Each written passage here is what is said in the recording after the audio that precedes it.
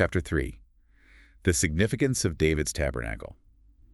When we get into David's tabernacle, we really have to start with the heart, the motives behind it all. David's push to bring the ark back and set up the tabernacle, it wasn't just duty. It felt deeply personal for him. Oh, absolutely. And the contrast with Saul is, well, it's pretty stark. Right. Saul, his whole time as king, he never seemed bothered about moving the ark. Spiritual things just weren't top of his list. Not at all. His leadership, it was really characterized by insecurity, by disobedience. He failed to prioritize what mattered spiritually. O'Riordan mentions this back in 2022, suggesting it really contributed to his downfall. Whereas David, his focus was completely different. David's desire for restoration, it was right in line with God's bigger picture. And it makes you pause, doesn't it? It makes you reflect on your own motives, whether in leadership or just your personal worship. Is it about real purpose or maybe a bit of personal ambition creeping in? That's a crucial point. Yeah. And it connects to how David actually went about moving the ark. He had 2 tries, didn't he? He did. The first time. Well, things didn't go smoothly. No. 1 Chronicles chapter 13, verse 2 tells us he had the desire, the passion was there, but he missed the mark on God's specific instructions. Procedural errors. A hard lesson learned, but the second attempt. That one was different. It lined up perfectly with God's requirements. A real picture of worship in spirit and in truth. And in that second attempt, we see something remarkable about David himself.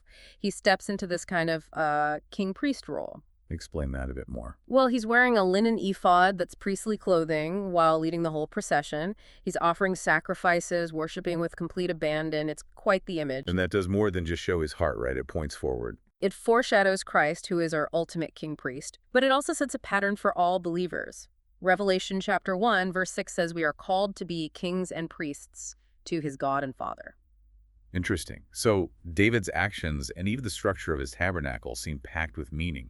Talk about the tabernacle itself. What was unique there? One of the most striking things was the lack of a veil before the Holy of Holies. No veil. That's a major departure from the tabernacle of Moses. It is. And it seems deliberate, almost like a prophetic act, looking ahead to when the veil would be torn. Through Jesus Christ, as described in Matthew chapter 27, verse 51. Precisely.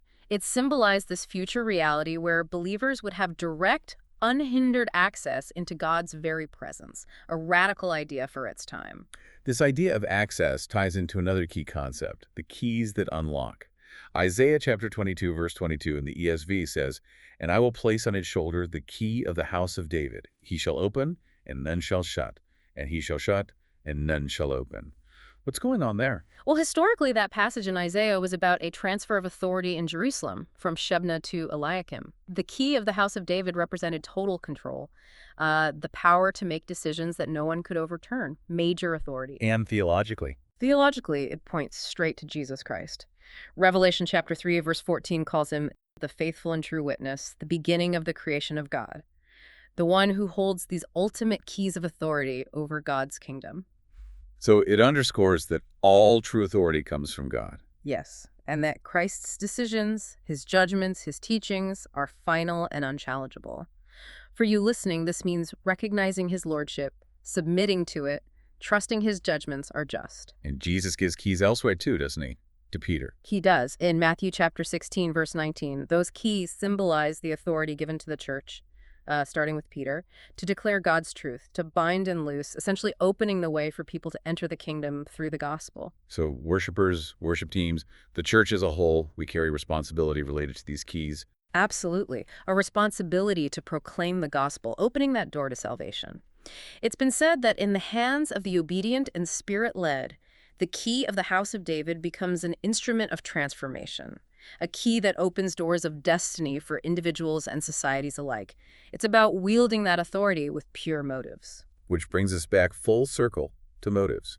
It seems that in worship, our aim really has to be about pleasing God, not impressing people around us. That's the core of it. I remember our late worship pastor, Sergio Brandt, often used to say, with such joy, we get to do this. It's a privilege. It truly is. And Evangeline Isaacs put it well regarding David and Miphal's reaction.